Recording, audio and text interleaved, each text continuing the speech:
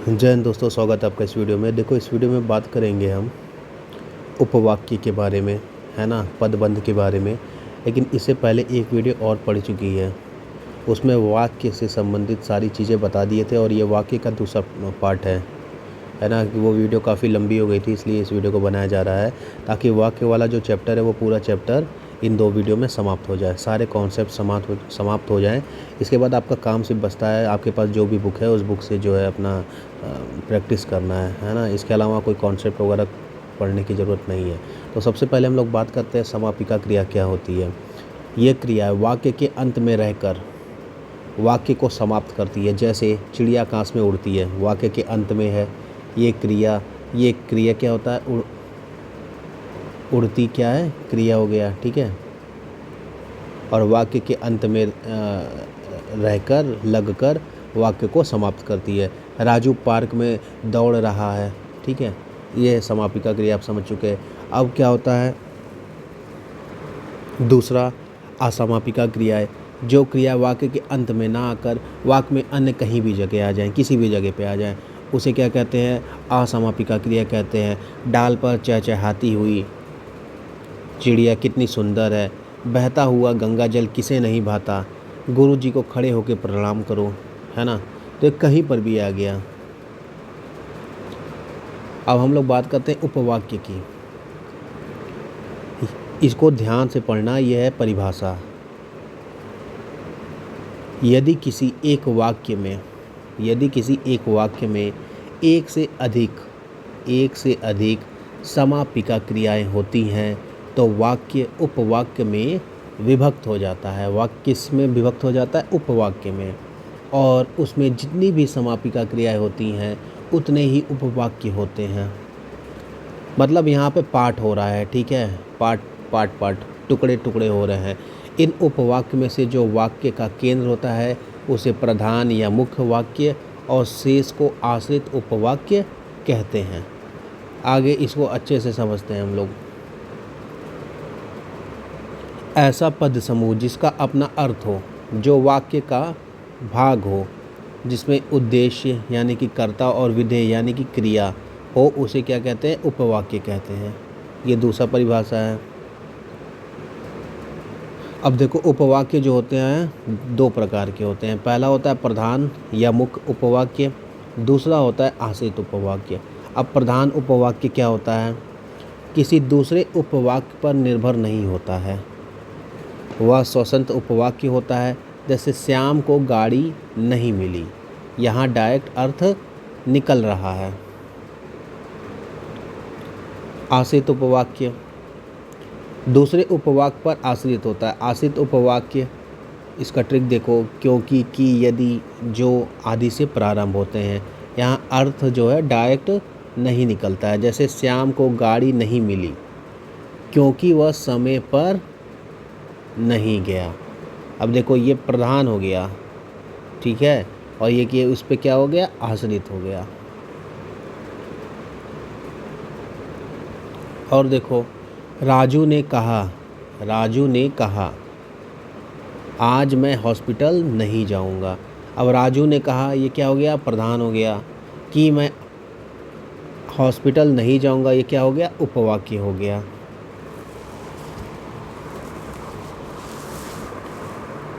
उपवाक्य ऐसा पद समूह होता है जो वाक्य का भाग होने के साथ साथ अपना अर्थ भी रखता है।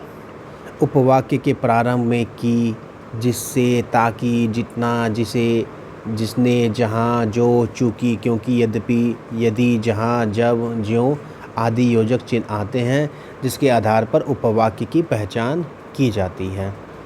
राजू ने कहा प्रधान वाक्य, कि, इसके पहले वाला उदाहरण देखो, क्योंकि, यहाँ कहाँ गया क्योंकि, समझ रहे हो बात को। अब नोट देखो, नोट, उपवाक्य में क्रिया अनिवार्य रहती है, इस चीज़ को नोट कर लो। सरल वाक्य में उपवाक्य नहीं होते, क्योंकि सरल वाक्य में एक ही क्रिया होती है। देखो, हाँ लिखा भी तो है, एक ही क्रिया होती है। संयुक्त उपवाक्य में पहला प्रधान और दूसरा आश्रित उपवाक्य होता है। ये भी चीज़ समझ चुके हो। देखो प्रधान वाक्य मिश्र वाक्य क्या होता है, तो इसके लिए इसके पहले वाला वीडियो देख लेना। उदाहरण, रवि मेरा अच्छा मित्र बन गया लेकिन मेरे साथ नहीं रहता। रवि मेरा अच्छा मित्र बन गया, ये क्या है? प्रधान उपवाक्य है। मेरे साथ नहीं रहता, ये क्या हो गया? आश्रित उपवाक्य। आश्रित उपवाक्य। नोट, जो शब्द जैसे मिश्रित उपवाक्य होते हैं उसमें प्रधान उपवाक्य और आश्रित उपवाक्य एग्जाम में पूछता है। तो क्या करना है? उदाहरण देखो, राम ने कहा कि कल की छुट्टी है। अब की से पहले वाला प्रधान उपवाक्य होता है और की के बाद जो आए वो आश्रित उपवाक्य होता है। देखो ये सब बड़ी चीज़ें नहीं हैं, लेकिन जब आदमी पहली बार पढ़ेगा या मतलब ऐसा कुछ, तो देखो एक दो बार देखोगे तो कुछ कठिन नहीं है। ये हिंदी ही है जिसको हम लोग डेली बोलते हैं। कहाँ थे हम?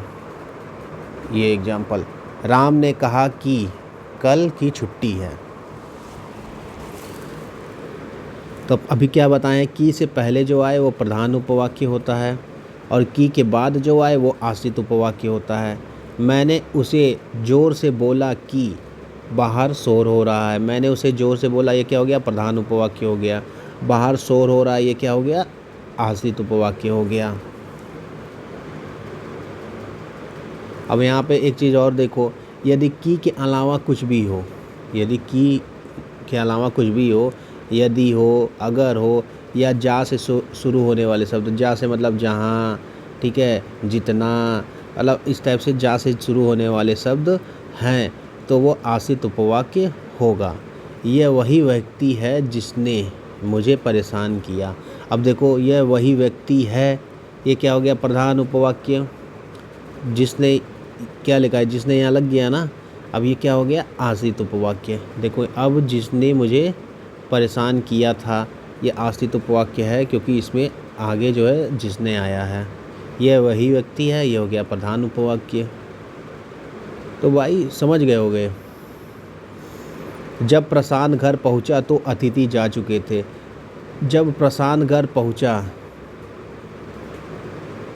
जब आ गया इसलिए आश्रित उपवाक्य है।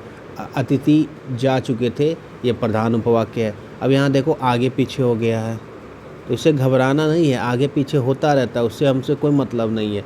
यहाँ पे जब लिखा गया तो ये क्या हो गया? आश्रित उपवाक्य हो गया। और इसके पहले वाला अतिथि जा चुके थे, ये क्या हो गया? प्रधान उपवाक्य हो गया। तो ये वाला की वाला ट्रिक जो है, ये अपना की वाला ट्रिक इसको याद रखना और एक ही वाला ट्रिक याद रखना उपवाक्य में, कि उपवाक्य में प्रधान उपवाक्य कौन सा होता है और आश्रित उपवाक्य कौन सा होता है। अब देखो ये उपवाक्य के भेद। उपवाक्य के भेद, पहला होता है संज्ञा उपवाक्य, जो आश्रित उपवाक्य संज्ञा की तरह प्रयुक्त हो। जो आश्रित उपवाक्य संज्ञा की तरह प्रयुक्त हो। ऐसे उपवाक्य आश्रित उपवाक्य जो संज्ञा की तरह प्रयोग किए जाएं वह संज्ञा उपवाक्य कहलाते हैं। प्राय संज्ञा उपवाक्य की समुच्चय बोधक अवयव से जुड़े होते हैं। उदाहरण, मैं नहीं जानता कि वह जीत जाएगा। राधा ने कहा कि मैं जाऊंगी। तो ये तो संज्ञा से ही समझ जाओगे भाई, अगर संज्ञा पढ़े होगे। विशेषण उपवाक्य, जो आश्रित उपवाक्य विशेषण की तरह प्रयुक्त हो। जो आश्रित उपवाक्य विशेषण की तरह प्रयुक्त हो रहा है। विशेषण का क्या काम है? खूबी बताना। ऐसे उपवाक्य आश्रित वाक्य जो वाक्य में प्रयुक्त संज्ञा पद की विशेषता बताते हैं विशेषण उपवाक्य कहलाते हैं। प्राय विशेषण उपवाक्य के पूर्व जो, जैसा, जिसे, जिसको, जिनको, जिसने, जितना आदि शब्दों का प्रयोग होता है। जैसे मेरे पास एक घड़ी है, मेरे पास एक घड़ी है, ठीक है, जो रात को चमकती है। जो लगा हुआ है यहाँ पे। जो लड़की बहुत लंबी है उसे बुलाओ। देखो जो लगा हुआ है। अब देखो कि क्रिया विशेषण उपवाक्य, जो उपवाक्य क्रिया विशेषण की तरह प्रयुक्त हो। जब कोई आश्रित उपवाक्य प्रधान उपवाक्य की क्रिया की विशेषता बताए तो उसे क्रिया विशेषण उपवाक्य कहते हैं। क्रिया विशेषण उपवाक्य से स्थान, कारण, उद्देश्य, फल, समानता, पात्रता, मात्रा आदि का बोध होता है। क्रिया विशेषण उपवाक्य प्राय, जब, जिधर, जहाँ, ज्यों, यद्यपि इत्यादि अगर यदि कोई शब्दों से प्रारंभ होते हैं। एग्जाम्पल देख लो, जब मैं हवाई अड्डे पे पहुँचा तो वायुयान जा चुका था। अंडरलाइन किए हुए हैं हम। जहाँ तुम जाओगे वहाँ राम अवश्य पहुँच जाएगा। तो कहाँ किस तरह से प्रयुक्त हो रहा है चीज़ें, उस चीज़ को आपको समझना पड़ेगा। अब ये देखो, काम वाला ये वर्ड होता है, ये सार्थक शब्द है कमल, है ना। इस चीज़ को यहाँ पे दोबारा से इसलिए हम बता रहे हैं क्योंकि अभी आगे इसकी ज़रूरत पड़ेगी। अगर आपने इसके पहले वाला पार्ट का देखा है तो आप इस चीज़ को समझते होगे। ये भी अपना ये का क्या होता है, षष्ठी विभक्ति होता है, कारक का टॉपिक है। इसको कहते हैं कमल का फूल। ये क्या हो गया, एक पद हो गया। अब यहाँ पे इस चीज़ को लिखने का वजह है। अब देखो पढ़ते हैं, उपवाक्य हम लोग पढ़ चुके हैं। अगर कहीं कन्फ्यूजन होगा तो भाई पूछ लेना। अब समझो पद क्या होता है, जब शब्दों के साथ विभक्ति आ जाए। जब जो है शब्दों के साथ विभक्ति आ जाए। अब शब्द भूल नहीं ना गए हो, ये शब्द है, ये क्या है, शब्द है। जब शब्दों के साथ विभक्ति आ जाए यानी कि जब कोई कारक चिन्ह आ जाए, जब शब्द आपस में एक दूसरे से संबंधित हो जाएं तो वह शब्द न रहकर क्या हो जाता है, पद बन जाता है। क्या बन जाता है भाई, पद बन जाता है। जब शब्दों का प्रयोग वाक्य में करते हैं तो वह शब्द ना होकर पद बन जाता है और शब्दों का सार्थक समूह क्या होता है, पद होता है। शब्दों के साथ जब विभक्ति चिन्हों का प्रयोग करके तथा व्याकरणीय नियमों में बांध कर वाक्य के रूप में प्रयुक्त किया जाता है तो वही शब्द पद बन जाते हैं। ये एक और मतलब परिभाषा है। समझने किसी को पहला समझ में आ जाए, किसी को दूसरा समझ में आ जाए। पद में दो प्रकार के शब्दों का प्रयोग किया जाता है। अब देखो ये भी क्वेश्चन, ये सब थोड़ा हाई हो जाता है। एक होता है कोशीय शब्द, जो शब्द शब्दकोश में मिलते हैं यानी कि डिक्शनरी में मिलते हैं। व्याकरणीय शब्द, वे शब्द जो व्याकरणिक कार्य करते हैं। तात्पर्य है, जैसे कोई शब्द क्रिया, कारक, वचन, लिंग आदि से संबंधित होता है तो पद में बदल जाता है। उदाहरण, कीर्ति गाती है। इस वाक्य में कीर्ति शब्द क्रिया से संबंधित होने के कारण शब्द ना होकर पद कहलाएगा।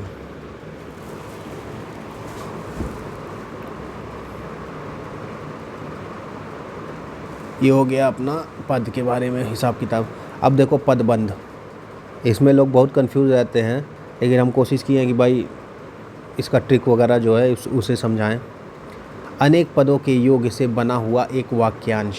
अनेक पदों, अभी तक तो पद समझ में आ गया है ना, पद क्या होता है। तो अनेक पदों के योग से बना हुआ एक वाक्यांश जो वाक्य में एक ही पद का काम करे पदबंध कहलाता है। दूसरा देख लो, वाक्य के उस भाग को जिसमें एक से अधिक पद परस्पर संबंध होकर अर्थ तो देते हैं किंतु पूरा अर्थ नहीं देते, पदबंध या वाक्यांश कहलाते हैं। नोट, पदबंध में क्रिया को होना आवश्यक नहीं है। एग्जाम्पल देखो पहले, सामने वाले स्कूल में रहने वाला लड़का घर चला गया। सामने वाले स्कूल में रहने वाला लड़का घर चला गया। रेखांकित पद, मतलब जो ये अंडरलाइन किए हुए हैं, संख्या पद की जगह प्रयुक्त होने के कारण संख्या पदबंध होगा।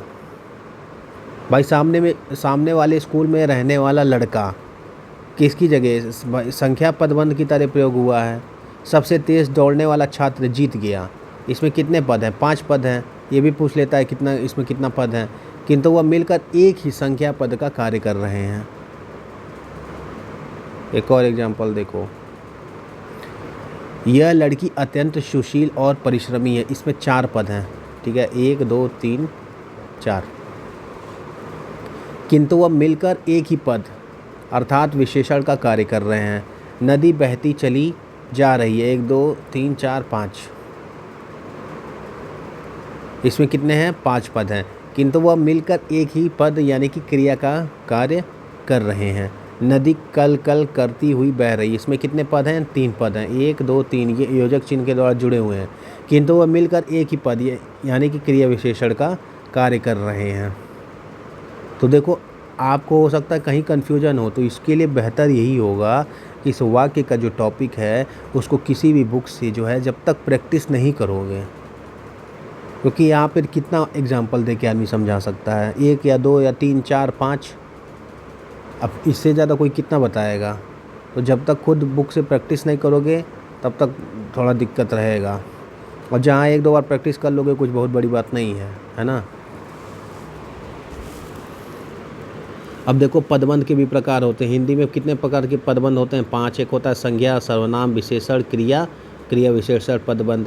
संख्या पदबंध, वाक्य में संज्ञा का काम करने वाले पद समूह।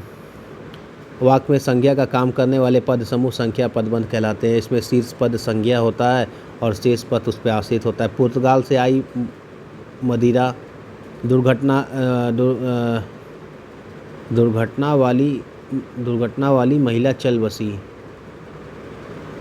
शायद मात्रा गलत है, दुर्घटन वाली महिला, चलो इसको छोड़ो।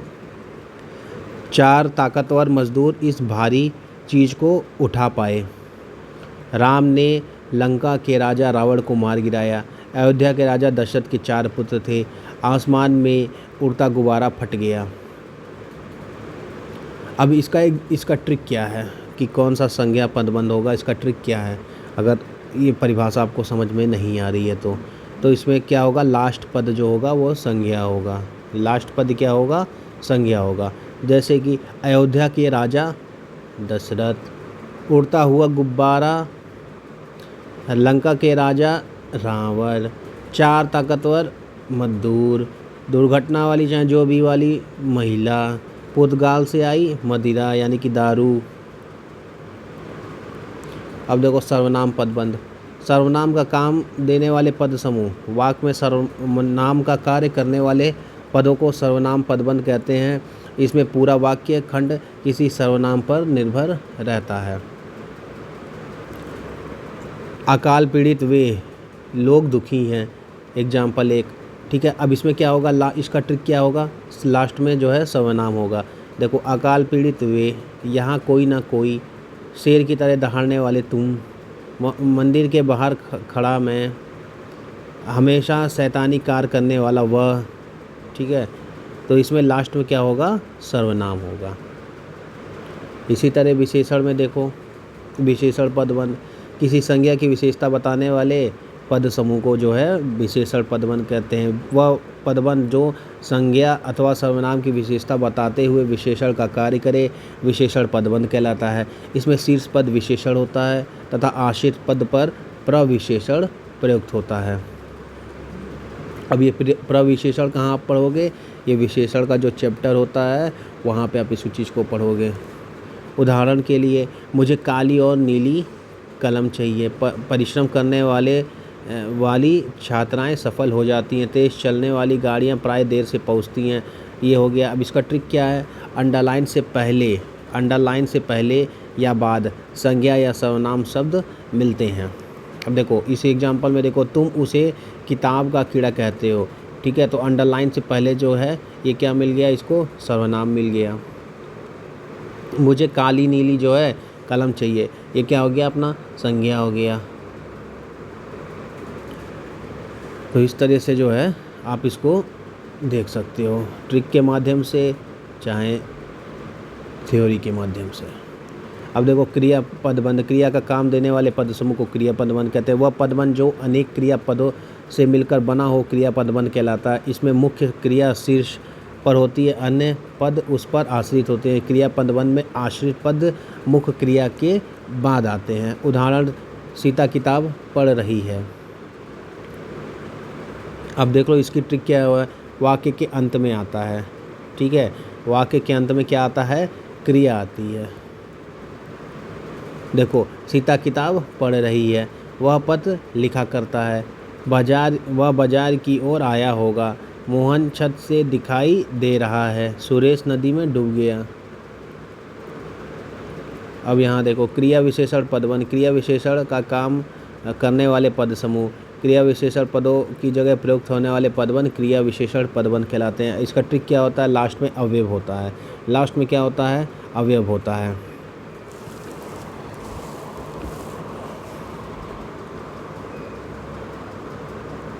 ठीक है, अब यहाँ तक आप पढ़ चुके, समझ चुके, एग्जाम्पल देख चुके। अब हम लोग आगे बढ़ते हैं। अवयव क्या होता है? जो क्रियाकाल कारक के अनुसार बदलता नहीं है, ठीक है। वचन वचन के अनुसार, लिंग उंग के अनुसार बदलता नहीं है, उसको कहते हैं अवयव। अब देखो पद और पदबंध वाक्यांश में अंतर। कन्फ्यूजन नहीं होना है, पद क्या होता है, पदबंध क्या होता है, उसमें अंतर है। जब वाक्य में प्रयुक्त संज्ञा, सर्वनाम, क्रिया विशेषण तथा विशेषण का काम कोई अकेला शब्द करता है तो उसे पद कहते हैं। जब यही कार्य एक से अधिक पद मिलके करते हैं तो उसे क्या कहते हैं, पदबंध कहते हैं। समझ गए कितने आसानी से। पदबंध की एक विशेषता होती है, इसमें पद परस्पर जुड़कर होकर अर्थ तो देते हैं किंतु पूरा अर्थ नहीं देते हैं। उदाहरण, राम का भाई श्याम पढ़ता है। अब देखो यहाँ पे जो अंडरलाइन है, ये इतना दूर, रेखांकित पदबंध वाक्यांश अर्थ की प्रतीति तो करा रहे हैं लेकिन इसमें पूरा अर्थ नहीं निकल रहा है। एग्जाम्पल में देखो तो पढ़ने का अर्थ का आभास एक शब्द के द्वारा ना होकर अनेक शब्द मिलकर कर रहे हैं, अतः वाक्य का रेखांकित भाग पदबंध या वाक्यांश होगा। अब यहाँ पे और अच्छे से जो है समझो इस चीज़ को। शब्दों के ऐसे समूह को जिसका अर्थ तो निकलता है किंतु पूरा अर्थ नहीं निकलता वाक्यांश कहते हैं। उदाहरण, दरवाजे पर, कौन, कोने में, वृक्ष के नीचे आदि का अर्थ तो निकल रहा है किंतु पूरा अर्थ नहीं निकल रहा, इसलिए क्या है, वाक्यांश है।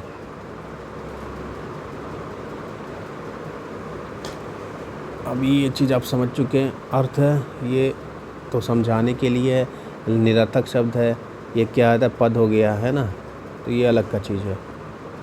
अगर आपने पहला वीडियो देखा होगा तो वहाँ समझोगे। अब देखो क्रम क्या होता है। वाक्य में प्रयुक्त पदों या शब्दों की विधिवत स्थापना को कर्म कहते हैं। जैसे रोटी मैंने खाई, जैसे रोटी मैंने खाई, ये वाक्य ठीक नहीं है क्योंकि रोटी शब्द को मैंने के बाद आना चाहिए था। नोट, इस चीज़ को नोट कर लो। राम थोड़ी देर बैठकर अपने घर चला गया। पहले ये वाला जो ये कपना हो गया कर्म के बारे में कि मतलब सही से सही ढंग से चीज़ें जो हैं आनी चाहिए। रोटी मैंने खाई, क्या बात है, मैंने रोटी खाई होता है, तो ये वो चीज़ कहना चाह रहा है। अब ये लास्ट वाला जो है ये नोट करके ट्रिक है। ये ट्रिक क्या इन द सेंस है, एक जैसे अक्सर लोग गड़बड़ करते हैं इसलिए हमने यहाँ पे लिख दिया है नोट। राम थोड़ी देर बैठकर अपने घर चला गया, ये क्या है, सरल वाक्य। कर कर कर कर शब्द इस टॉपिक में मतलब वाक्य का जो टॉपिक है ना, किसी भी शब्द के पीछे लगा हो तो वह क्रिया नहीं होता है। हिंदी के बाकी सारे टॉपिक में हर जगह होता है, ठीक है, उससे कोई परहेज नहीं है, लेकिन सिर्फ इस टॉपिक में जो है कर शब्द जो है क्रिया नहीं होता है, ठीक है। तो इसी के साथ ये वीडियो समाप्त हुई। अगर वीडियो समझ में आया हो, अच्छा लगा हो तो वीडियो को लाइक करिएगा, है ना। जय हिंद, जय भारत।